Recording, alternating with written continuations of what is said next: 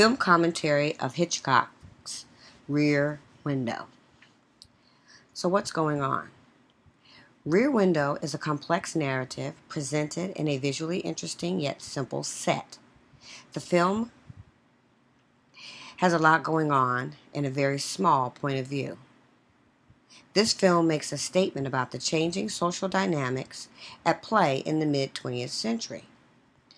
The opening sequence provides the view of the entire visual set in a long 180-degree pan.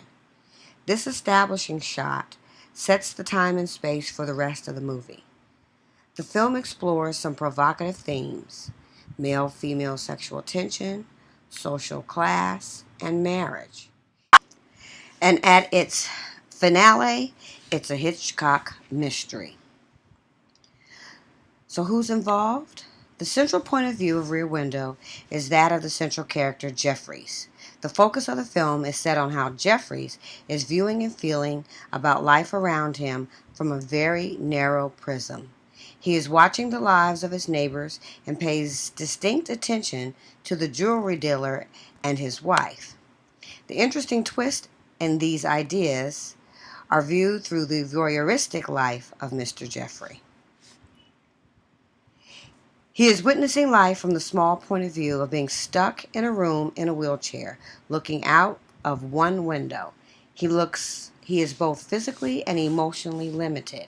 He is psychologically limited by the narrow view from this window and the inability to control his imagination, which leads him to believe things are happening that are not.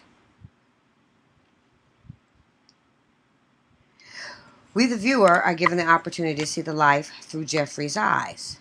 We are provided with his challenge of wanting a life he does not have, and in some level, reluctant to have. A beautiful woman desires him, and he is rejecting her while he is becoming more voyeuristic. How should we feel about it?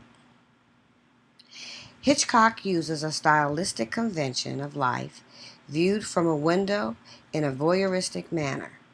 He works through a three-dimensional set that looks and feels like an animation or a industrial light and technology kind of technique.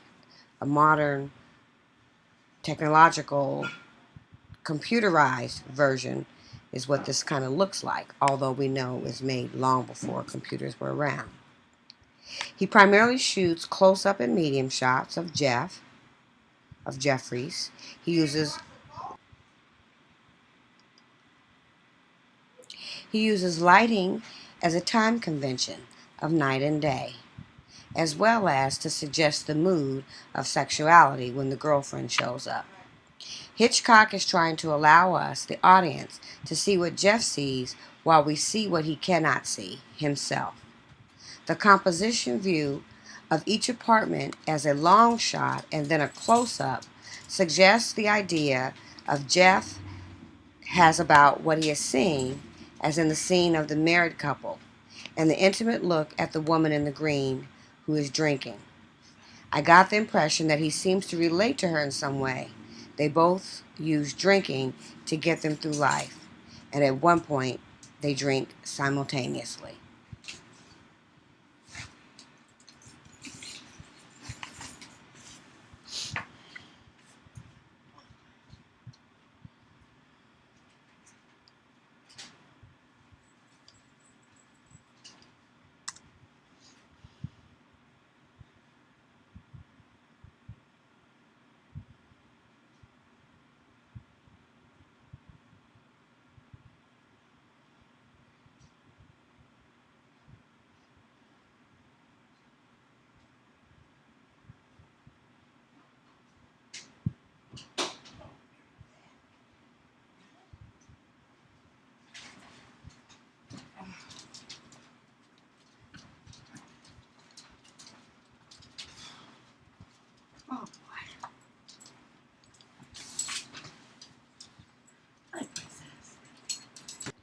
Jeffries becomes more voyeuristic as the film progresses,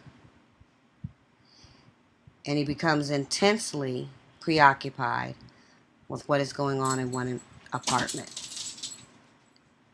Hitchcock provides us with this very narrow view through the lens of first binoculars and then a telephoto zoom, where Jeffries is able to look right in and see what he believes is the beginnings of some nefarious act.